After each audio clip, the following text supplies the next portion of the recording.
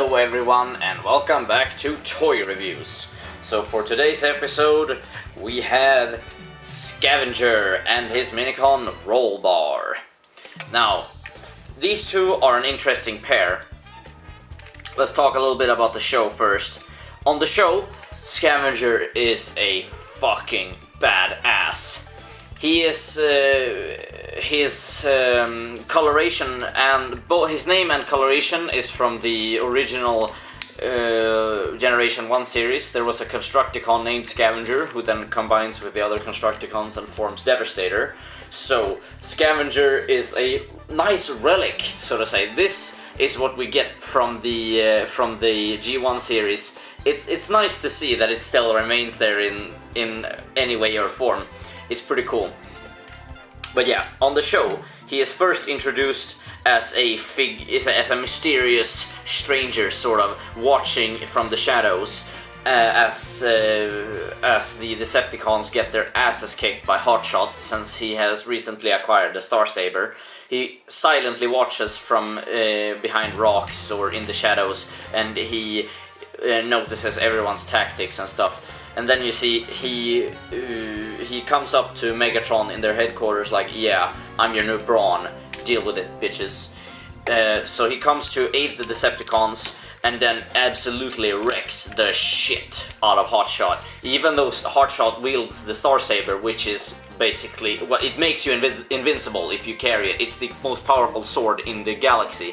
So even then, Scavenger kicks Hotshot's ass. He wrecks the shit out of him, and this becomes sort of a personal deal for Hotshot, since he has this urge to defeat Scavenger.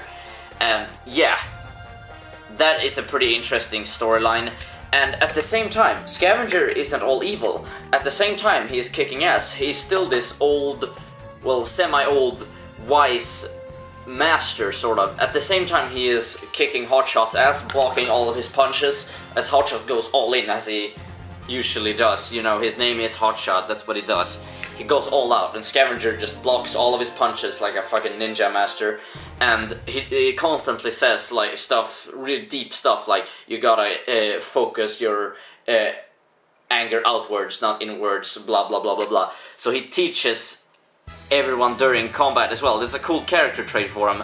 And then towards the end of his arc, it is revealed that he was an Autobot spy all along. There are some trust issues, obviously, when he arrives at the Autobot base, but when he comes in there and he's just, yeah, I've been an Autobot all along, Hotshot's like, no way, cool. And then he starts fighting for the Autobots instead. And yeah, that's basically his arc. Badass. Scavenger is badass. Now, his transformation is a little bit different from other vehicles, since, well, you see, he is a two-parter vehicle. This part is to destroy and mine stuff up. I don't really know the name for this construction vehicle, but yeah, this is obviously for digging and transport, scooping. So hybrid vehicle with threads. So really cool sort of approach here. Bob the Builder, you can go fuck yourself. Now, as for his Minicon, fairly easy transformation as with all Minicons. Let me just get this started. Fold that shit down. I think you need to fold those as well. Yeah, and then he stands like that. Yeah, that's it, pretty much. Yeah, this guy's articulation is pretty difficult. His joints are a little locky, but the cool thing about it, you can open up Scavenger's driver's seat or cockpit, whatever, and it easily falls off there, but whatever. Yeah, it's easier if you just pull it off. And you can, with some effort, I'm not gonna try and do that right now, but with some effort, you can actually get his Minicon into the driver's seat. Well, looks okay, I guess, but you can get him in there and let him tag along, and that's pretty cool. So, we'll transform him back to vehicle mode.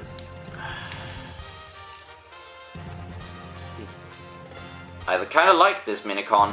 He isn't featured very much in the on the show, since he only I remember he power links with Scavenger like once or twice, but he is never featured as a character. Most minicons aren't.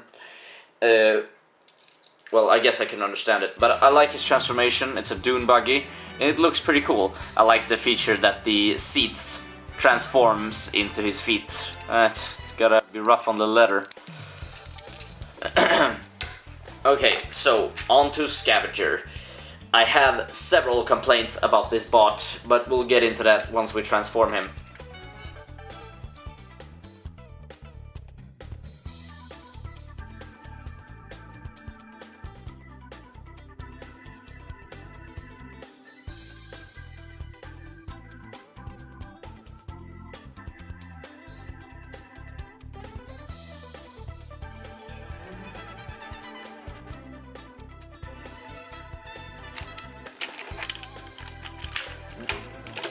There we go. Here we have Scavenger, and as you can see right away, his top half, I love it. You have his tank threads for oh wait, you can actually twist these to give a more elbow feel to it. There we go. Come on. It's pretty sluggish, but there you go. I love having the threads as arms.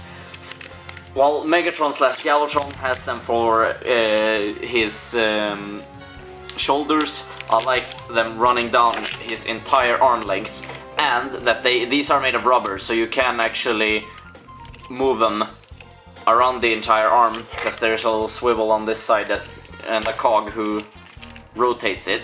I wish there was some kind of automated function for them to rotate around, but it doesn't really matter, because on the show he would always approach with a sort of grim look on his face. He would clop open his fists, and then he would start mowing these at a fast pace, and then it would just smock the fuck out of you. So Scavenger equals badass. He has a sound effect. Unfortunately, the batteries in this thing are extremely old, and they're gonna give out any second, so I'm gonna give it a try, but it's probably not gonna give out any sound whatsoever, but try and listen for it. No, it's not gonna help us here.